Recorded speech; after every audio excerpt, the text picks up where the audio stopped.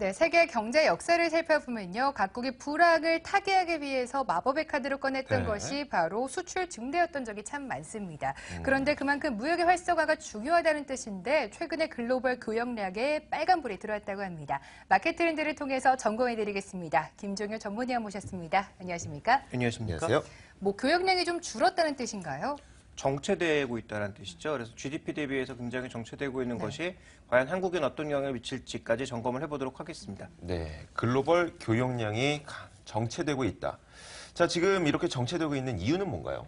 네, 여러 가지가 있을 수 있죠. 먼저 그림으로 보시면 어느 정도의 차이가 있는 것인지 확인해 볼 수가 있는데요. 네. 자, 준비된 그림을 보시면 글로벌 GDP 대비해서 전체적인 교역량은 지난 2009년에 크게 줄어들었다가 10년 이후로는 계속 정체되고 있는 양상입니다. 원래 추세대로라면 2010년 이후에도 굉장히 빠른 속도로 늘었어야 되는데 현재 굉장히 격차를 보여주고 있는 거죠. 자, 이 격차의 발생 원인이 무엇인지 지금부터 하나씩 조금 살펴보도록 하겠는데요. 첫 번째로 보시면 성장률이 줄어들었기 때문입니다. 지난 2003년 이후로는 이머징 마켓의 성장률이 크게 늘고 미국의 소비가 늘면서 전체적으로 세계 경제가 빠른 성장을 보여주었는데요. 2008년도에 충격을 받으면서 전체적으로 성장률이 둔화되니까 이 글로벌 교역량도 크게 늘 수 없는 그러니까 전반적인 하향 추세를 보이는 그런 모습을 나타내고 있다고 봐야 될 것 같고요. 그 다음 살펴봐야 될 것은 보호무역주의가 조금씩 증가하고 있는 것도 부담이 되고 있습니다. 전 세계적으로 지금 달러화는 약세 국면으로 가고 있지만 반덤핑 제소의 건수는 계속적으로 좀 올라가고 있는 국면이죠. 미국 내에서뿐만 아니라 이 선진국 쪽에서 특히 이머징 국가를 노리는 반덤핑 제소가 많아짐으로써 상대적으로 교역량이 축소되거나 탄력이 둔화되는 모습을 보여주고 있다고 봐야 될 것 같고요. 그 다음 미국의 ITC의 지적재산권 조사를 보시면 2009년 이후로 급격하게 늘어나는 것을 볼 수가 있습니다. 물론 2012년엔 조금 줄어든 모습이었지만 현재 구간에서도 삼성과 애플의 지적재산권 싸움이라든지 이런 특정 산업에서의 지적재산권 산업이 계속 분쟁을 일으키고 있는 상황이고요.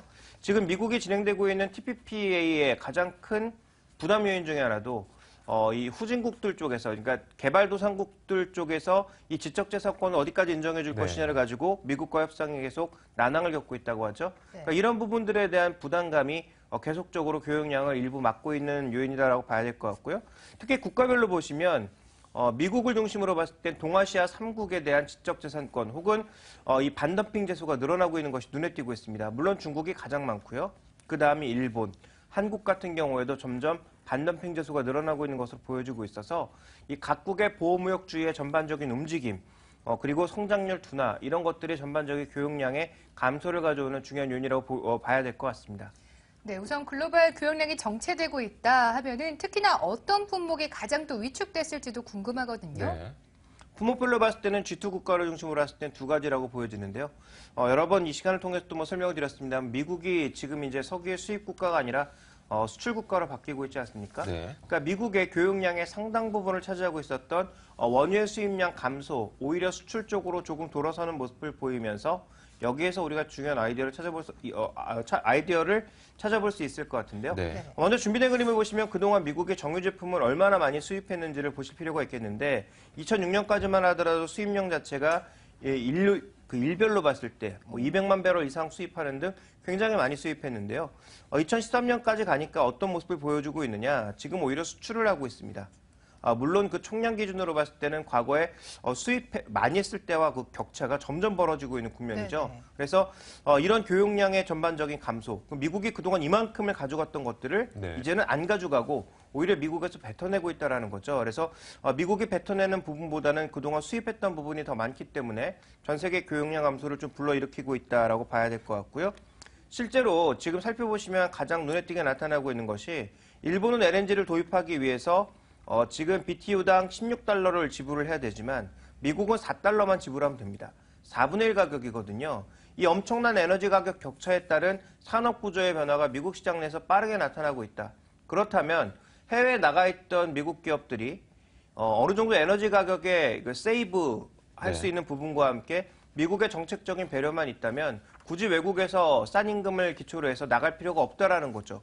오히려 미국으로 되돌아와서 사업을 하는 것이 좀 더 좋은 모습을 보일 수 있다는 관점에서 미국의 어떤 산업 지도를 변화시키는 중요한 요인 중에 하나가 되고 있고 전 세계 교역량의 변화를 가져오는 한 가지 변화. 즉 미국의 그 많은 해외 기업들로 미국이 많은 제품을 수출하기도 하고 수입하기도 하면서 교역량이 증가하는 모습이었는데 미국으로 만약에 기업이 돌아가게 되면 어떻게 되겠습니까? 일부 수출 물량은 남아있겠지만 미국의 내수로 들어갔던 그 많은 소비량은 네. 이제 교역량 측면에서 봤을 때 네. 줄어드는 게 되겠죠. 네. 그러니까 그런 부분들의 움직임이 하나 존재하는 것이 특징이고요. 또 하나는 중국의 이제 철강 쪽을 보실 필요가 있을 것 같은데요. 여전히 공급 초과입니다. 공급량이 여전히 많은 상황이죠. 준비된 그림을 보시면 연도별로 하늘색으로 표시되고 있는 것이 생산 가능량, 그리고 실제 생산한 물량이 약간 더 진한 색으로 표시되고 있고, 그 다음에 이제 가장 파란색으로 표시되고 있는 것은 실제 수요인데요. 단 한 번도 지금 2003년 이후에 실제 수요 이상의 그 공급이 지속되고 있다는 거죠. 그 2013년도에 보시면 생산 가능 물량은 엄청난데 실제 수요와 엄청난 격차를 보여주고 있습니다. 이 남는 공급을 과연 어떻게 처리할 것이냐. 그러다 보니까 과연 가동률이 떨어질 수밖에 없고 구조조정을 심하게 할 수밖에 없는 거죠. 그러니까 중국의 앞으로의 구조조정이 철강산업이나 소재산업을 중심으로 계속적으로 일어날 가능성이 있고요. 2014년도에 정책의 결국은 산업 구조조정이기 때문에 이와 관련된 압력을 꾸준하게 좀 받을 가능성이 있다라고 봐야 될 것 같습니다. 또 하나 중국의 성장률이 전반적으로 둔화되면서 고정 투자도 줄어들 수밖에 없는데요.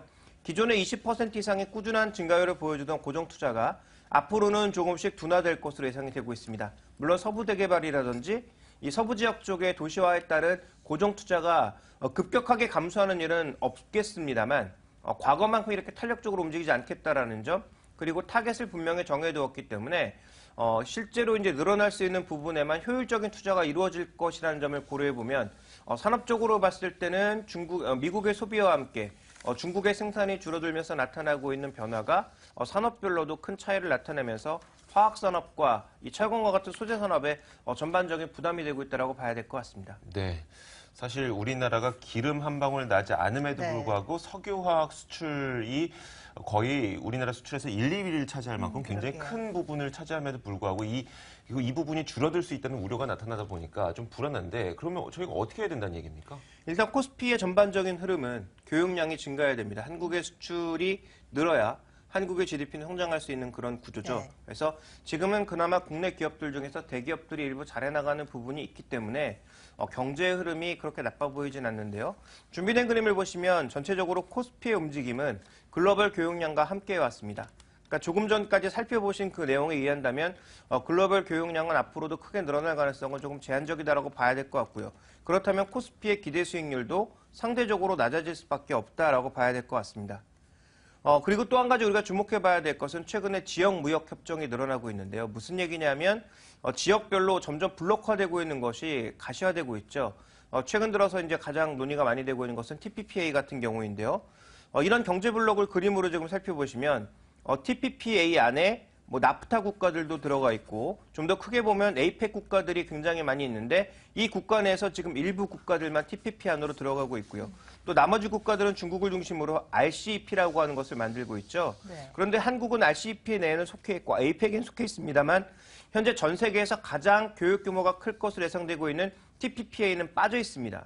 그 TPPA에 가입하려고 했으나 미국의 공식 입장은 한국처럼 뒤늦게 들어오는 사람들은 받아들이지 않겠다라는 것이 지금 미국 무역대표부의 공식 입장이기 때문에 만약에 이런 쪽에 끼어들지 못한다면 관세 차이로 인해서 향후 교역량의 타격을 좀 더 받을 가능성이 있다라는 거죠. 그래서 이 부분은 아직 좀 열려있는 상황이어서 좀 더 지켜봐야 되겠지만 만약에 TPP에 한국이 참여하지 못한다면 그로 인해서 받을 수 있는 충격은 경쟁 국가인 일본에 비해서 좀 더 클 수밖에 없다. 왜냐하면 일본은 TPP에 적극적으로 참여를 하고 있기 때문이죠. 그래서 이런 부분들을 고려해 봤을 때 우리가 이제 볼 수 있는 종목군들, 전략적으로 접근해야 되는 종목군들은 바로 글로벌 시장 내에서 절대적인 점유율을 가져가고 있거나 아니면 독과점 수준의 어떤 점유율을 가져가고 있는 기업들에 여전히 주목해 볼 수밖에 네. 없다라고 판단하고 있습니다.